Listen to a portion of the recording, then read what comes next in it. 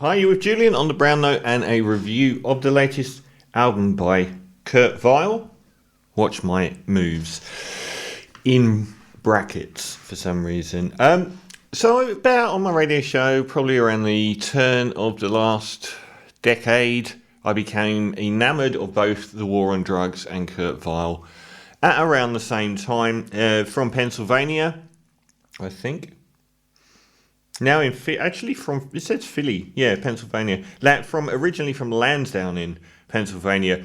Kurt Vile and Adam Granduciel were together for one album, and they were both kindred spirits. They went their separate ways and remained friends. There was no bust up, but they both wanted to make their own kind of albums and have done so ever since. And broadly, that's meant The War on Drugs taking 3 or 4 years to try and perfect this post-80s rock classic album, which they get so close to doing every single time, possibly closer than ever last year.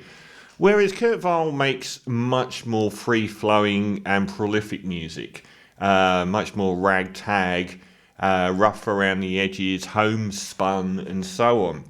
But that doesn't mean that it isn't good. So I guess the first prominent record from him was Smoke Ring for My Halo in 2011, but I got on board with Waking on Pretty Days in 2013. It was my album of the year that year. And that first really prominent War on Drugs album was probably a year after as well. Since then, everything's been consistently good. Believe I'm Going Down, the collaborative album, a lot of Sea Lice with Courtney Barnett and Bottle It In. All really good. Variants on a meandering mind. And someone that's obsessed with a certain kind of guitar playing. That sort of Robbie Basho, I always forget his name, the other guy. But finger picking and quite fluid and technical. And also long form epics as well. I mean, the title track of Walking on the Pretty Days was a beautiful, beautiful, lazy, lived in thing. Well, he's back. Watch my moves. His Night studio album. I didn't actually ever hear the original, probably 3.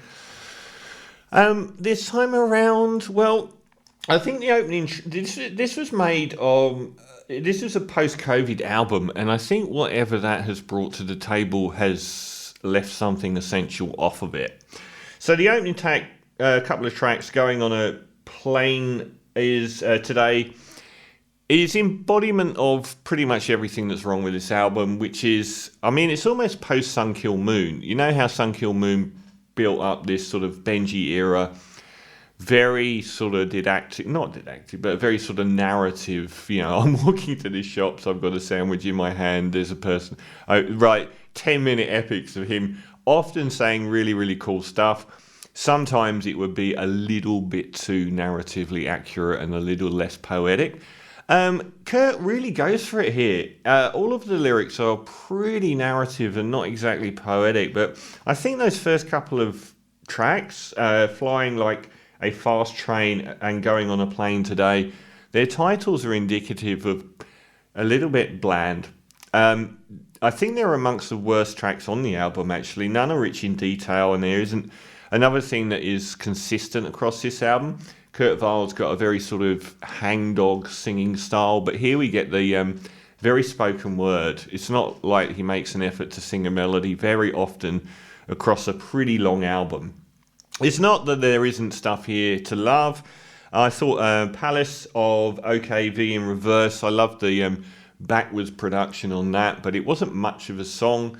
And those kind of, like most of the times, they're sketches and demos. So the instrumentation is quite bland as well. Drums, bass, guitar, and fairly loose. It's not like there's much that's memorable. I like Exploding Stones was a rare standout. I think at this stage, everything gets over 5 minutes long. So it's sort of like trance-inducing by this point. But like Exploding Stones, that was a track that would have worked on Waking on Pretty Days. That was strong. Again, the lyrics are a little bit too literal. Mount Airy Hill was a little bit naff. Again, very, very, I'm walking to the shops, I'm looking at a shop, I'm walking home from the shops sort of thing. But don't think that I'm down on this album too much. There's a lot to like about it. I mean, if you're suffering from anxiety or want an easy listen or background music, it's quite beautiful. It's got a very mellow tone. Nothing is aggravating. It is the kind of thing you put on in the background, and nothing about it would challenge you or get your head up. It's very, very pleasant, damning with faint praise, I guess. Some of the longer songs are better. Hey Like a Child, I love that. Gets his lonesome twang back in his singing voice, and I mean, for someone that is a guitar obsessive, I look at the invention Adam Granduciel brought in pockets to that last album that was thrilling new stuff from him. Nothing here, not even the guitar lines themselves are that memorable, and he doesn't sort of play around with effects or tones. It's all in the same pocket across the whole album. So I think the writing process of them not being together and actually sending stuff backwards and forwards hasn't resulted in... For Sure was one of the highlights for me of the album, but it felt fragmented. It felt like a bit had been put together with another bit rather than it was a song. And I think it goes a long way to showing that I thought probably my favourite track was Wages of Sin, which is the only cover. It's a Bruce Springsteen cover, and a lovely intersection between the Bruce Springsteen obsessed War on Drugs and Kurt Weill meeting at this point of Wages of Sin.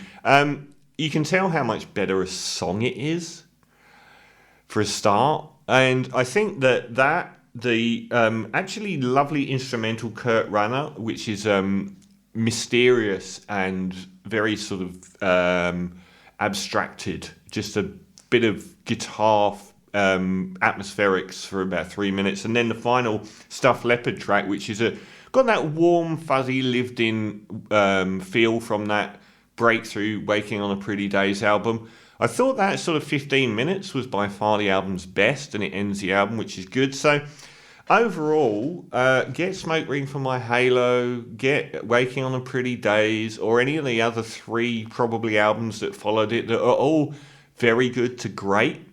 If you want to know why Kurt Weill is one of my favourite musicians and also one of the coolest guys in music, he is really funny live on stage. I remember seeing him and the audience just kept picking on him, shouting stuff out because he's so funny when he's had enough. He's just like, shut up. Just a really gentle and good soul. This is the least essential Kurt Weill album I've heard, but makes lovely wallpaper. 6 out of 10 for Kurt Weill, and Watch My Moves.